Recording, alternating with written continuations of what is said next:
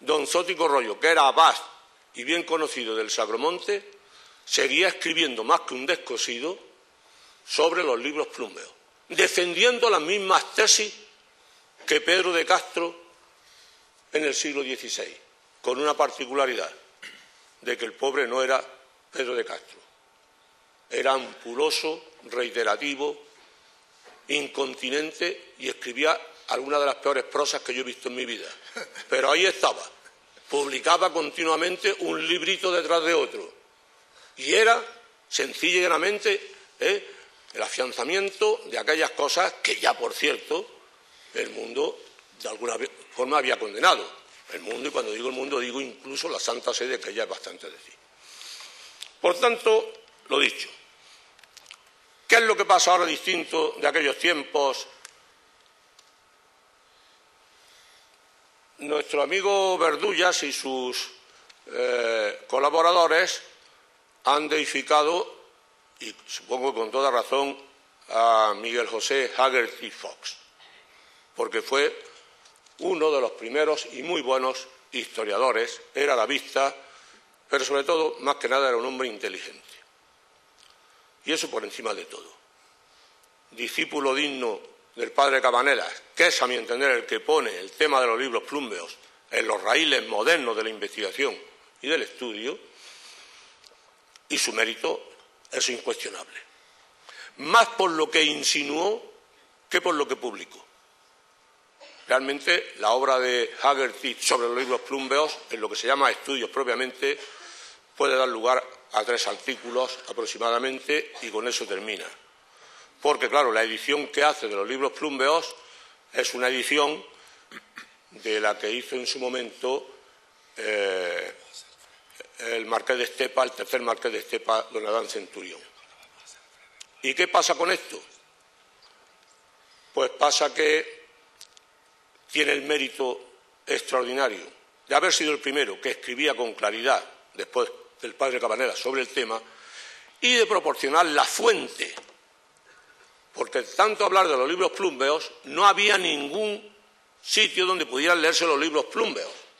Cierto que es una versión, la de Adán Centurión, seguramente discutible, seguramente no, discutible sencillamente, pero en definitiva puede uno leerla y llegar al convencimiento de que si no hubiera sido por la labor propagandística y publicística que se hace en paralelo, los libros plúmbeos por sí mismos no habrían movido nada, porque son sencillamente abstrusos. Si tienen ustedes un ratito, léanse lo que presentó, por cierto, muy bien, Haggerty.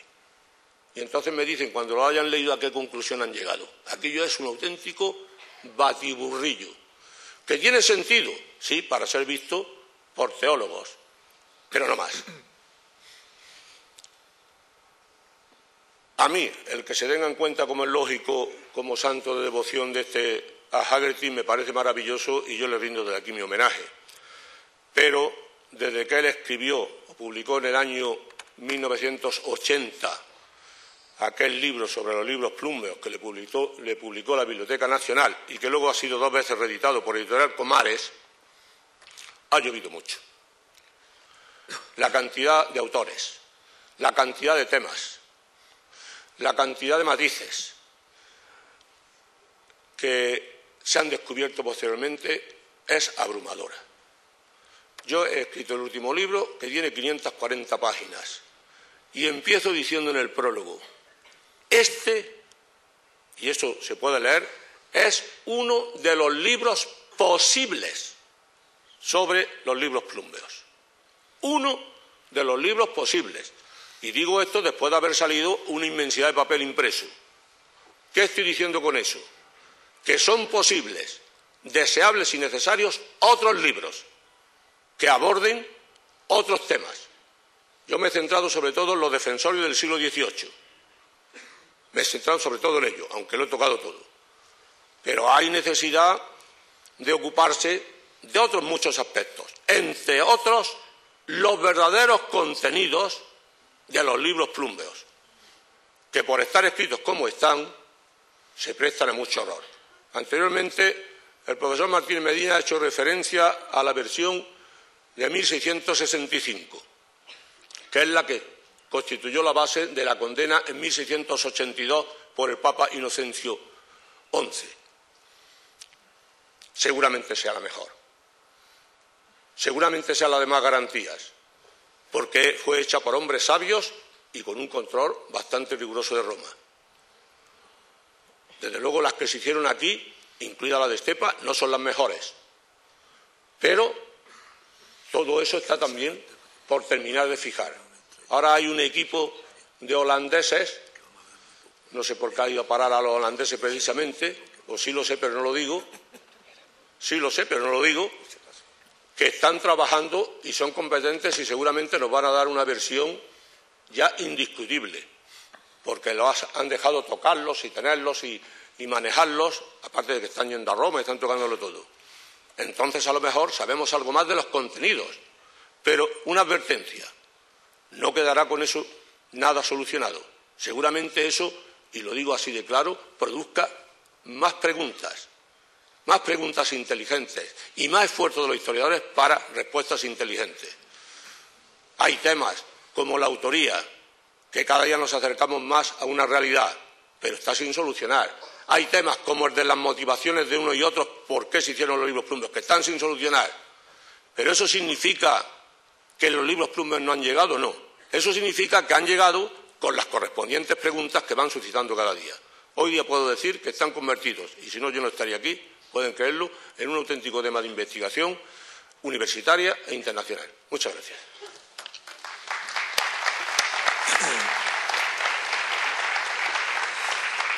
Muchas gracias, profesor Manuel Barrios. Aquí, como podrán ver ustedes, se han lanzado diversas cargas de profundidad, pero vamos mal de hora.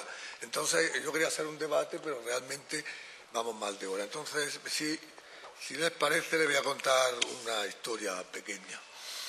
Laura está en la Universidad Estatal de Pekín como lectora de español, ¿no es eso? Y Óscar también está allí. Y un buen día se mete en la biblioteca de lengua española de la Universidad Estatal de Berlín.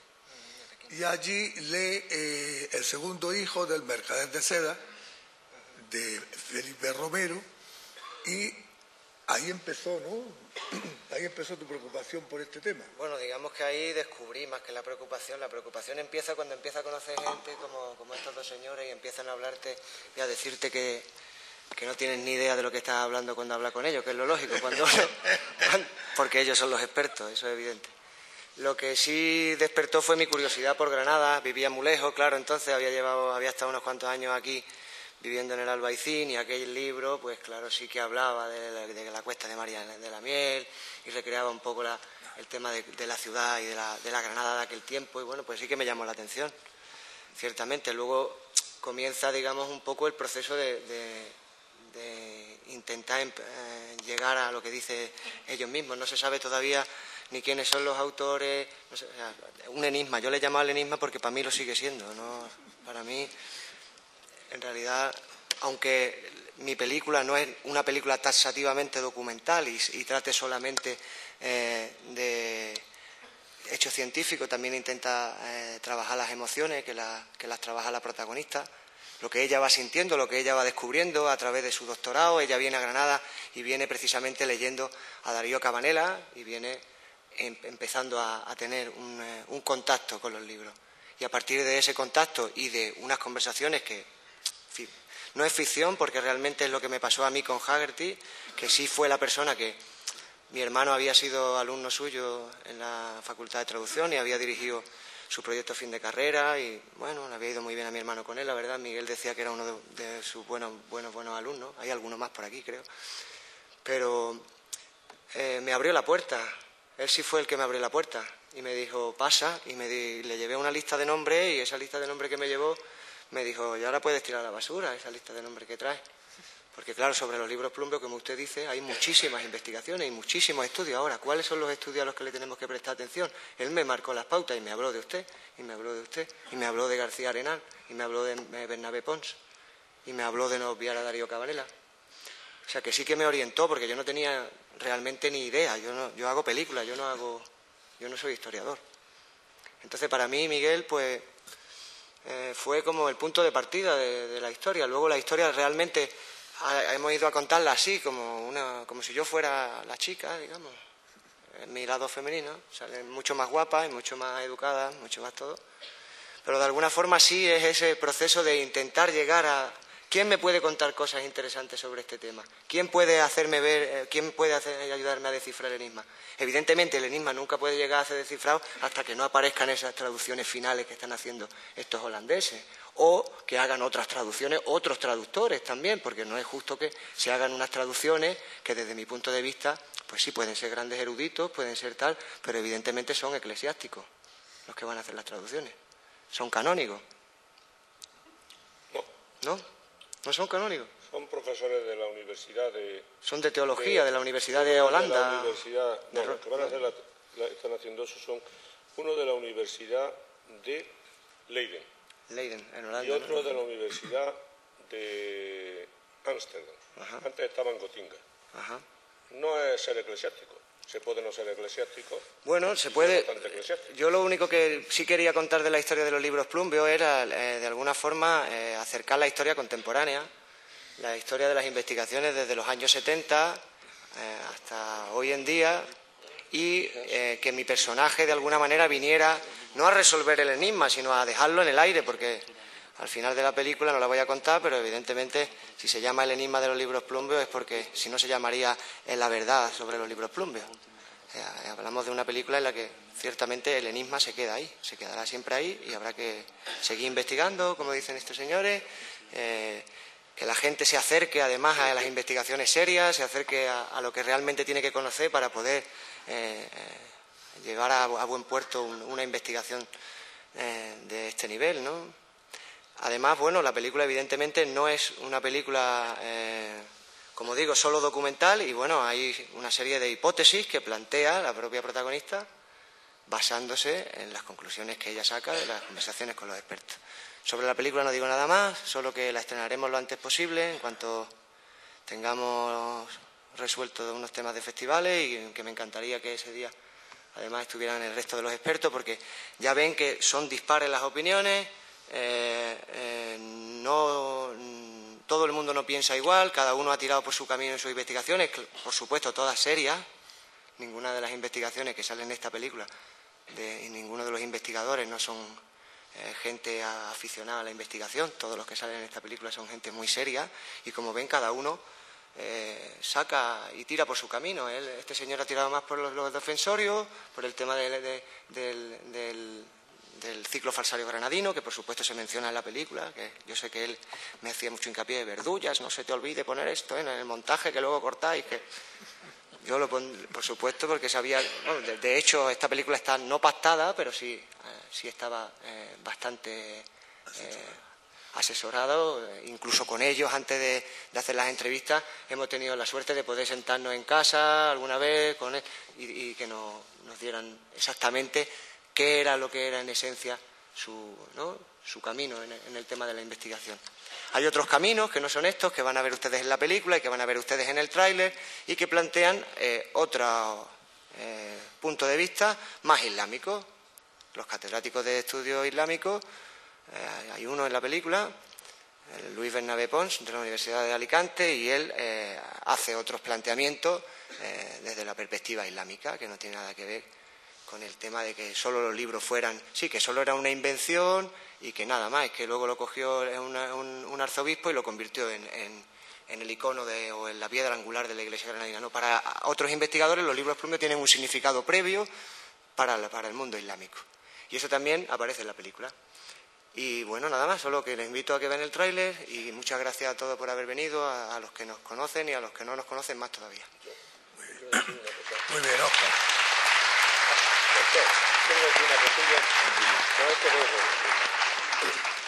Bueno, con la venia del coordinador y teniendo en cuenta que estamos en una mesa redonda, o más o menos redonda, quiero decir que, se lo digo a mi amigo Óscar Verdulla y a la productora Laura, que el hecho de que yo haya hecho una consideración sobre el título, y que haya hecho también unas consideraciones sobre el nivel de divulgación que hoy día hay, etcétera, etcétera, no quiere decir nada negativo en ninguna manera. Yo personalmente pienso que, teniendo en cuenta el mundo de los audiovisuales, que además se maneja con dinero, los demás más o menos trabajamos como podemos, teniendo un bolígrafo y un papel vamos para adelante, ¿no?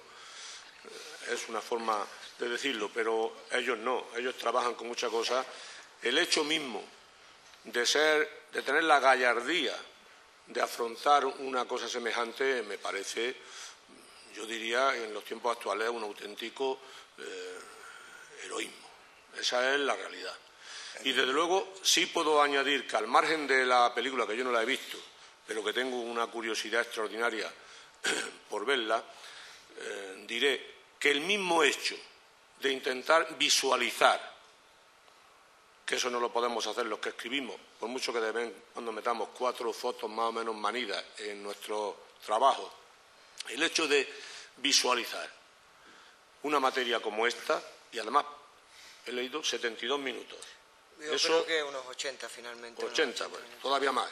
Eso ya es una hazaña de una dimensión inconmensurable. Y sobre todo porque yo he hablado con ellos y sé el sentido que tienen de la estética y del medio que manejan. De modo que eso quiero que quede extraordinariamente claro, y quiero que, antes de todo y sin haber visto la película, yo quiero ya darles mi felicitación más efusiva porque lo que hacen es extraordinario. Yo en las conversaciones que hemos tenido algunas, me permití el lujo, quizá por viejo, por lo que sea, de manera de dar consejos, de aconsejarle que efectivamente había hecho muy bien en asesorarse con profesores universitarios. Y estamos los presentes, más Bernabé, Luis Fernando Bernabé Pon, que es un arabista excelente, y Mercedes García Arenal también, ¿no? Son dos de los más destacados que hay. Les dije, pero sobre todo, que en la película o en el documental, para que tenga alguna altura, que estos asesores o lo que sea, o informadores, que aparezcamos lo menos posible. Espero que me haya hecho caso y con eso ganará mucho. En el tráiler no aparece, ¿eh? No. Solo habla, pero no aparece. Pero bueno, lo digo porque 80 minutos dan para mucho. Sí. Vamos a terminar ahora estas intervenciones. Vamos a proyectar el tráiler que dura unos 4 minutos, ¿no? Sí, 3 minutos y poco. Sí. Pero antes va a cerrar este acto Laura, que es la productora del Enigma, y está nuestra mujer en Pekín, que ahora está aquí. Bueno, buenas noches aquí. A ver, a todos y a todas por estar aquí en esta noche un tanto fría, ¿verdad? Yo simplemente quería decir, no quiero quedarme con todos los méritos porque no me corresponden para nada. Es verdad que yo vine a hacer el germen de esta película en Pekín en el año 2006 y desde entonces la he apoyado, pero no hubiera sido posible sin el gran equipo humano que nos lleva apoyando durante un año, porque hay que decir que hace un año exactamente que comenzó el rodaje. Y simplemente darle las gracias especialmente a mis amigos del taller de arte Bimambi, que siempre nos han apoyado y que fueron los primeros en promover y en ayudarnos. Y a todos los que han hecho posible esta película. Muchas gracias. Muy bien. Gracias. Bueno, pues aquí despedimos el acto. No vamos a hacer debate por la hora que es, sino que vamos a ir a la proyección y después pues seguiremos hablando, pero ya en grupos pequeños, sobre este apasionante tema. Muchas gracias por estar aquí en el Aula de Cultura Ideal y de la Obra Social de la Caja, y les esperamos en próximas intervenciones. Hoy, día de San Cecilio, esta nos ha parecido la mejor manera de celebrar la festividad del patrono de Granada. Muchas gracias.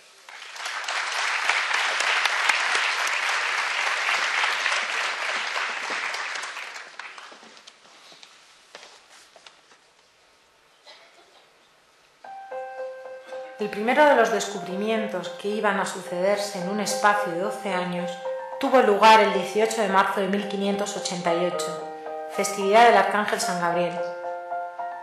Al demoler la célebre Torre Vieja o Torre Turpiana, al minar de la Mezquita Mayor de Granada, en la actual posición del Sagrario, para construir la tercera nave de la catedral, apareció una caja embetunada por dentro y por fuera y en su interior varias reliquias y un pergamino. Podemos decir que los hallazgos se agrupan en dos partes. Por una parte, lo que se llaman las supuestas reliquias, huesos, cenizas y todo tipo de objetos que iban acompañados por unas láminas que se llaman láminas martiriales de plomo y que en el texto que las introducía en un árabe especial daban la noticia de que allí se estaban enterrados Isio, Mesitón, Cecilio y Tesifón, todos ellos mártires de tiempos de Nerón y discípulos del apóstol Santiago. Esos textos de plomo lo que prueban es el gran principio que usa la polémica musulmana contra el cristianismo, que es ese concepto que se llama tahrif. Tahrif quiere decir corrupción, quiere decir que los concilios y los padres de la Iglesia corrompieron o adecuaron o falsearon el mensaje de Cristo y que con sus concilios, con los primeros concilios, definieron una serie de dogmas que no estaban en el mensaje originario de Cristo y que el mensaje originario de Cristo coincidía plenamente con el Islam. Todos sabemos que en el principio, en el mismo momento en que se estaban produciendo, se pensó que como falsificadores actuaron los moriscos Alonso del Castillo y Miguel Herrera. Pudieron ser ellos los que en definitiva más o menos son conocidos, pero que ahí debió haber detrás mucho más. El mismo papel de Pedro de Castro incluso se hace en algún momento sospechoso de poder tener algún tipo de participación. La Virgen anuncia que el mensaje de Dios estará contenido en un libro que llaman La verdad o la verificación del Evangelio y que nunca fue hallado. Sin embargo, entre los moriscos que conservaban los libros plumbios en el exilio en Túnez, aparece también mencionado un Evangelio de San Bernabé. El Evangelio de San Bernabé es un evangelio que se conserva hoy en día en español y en italiano y que presenta una vida y mensaje de Jesús, pero siempre desde la óptica islámica. Un Jesús que no es crucificado, un Jesús que niega ser el Mesías, un Jesús que por supuesto rechaza taxativamente ser hijo de Dios.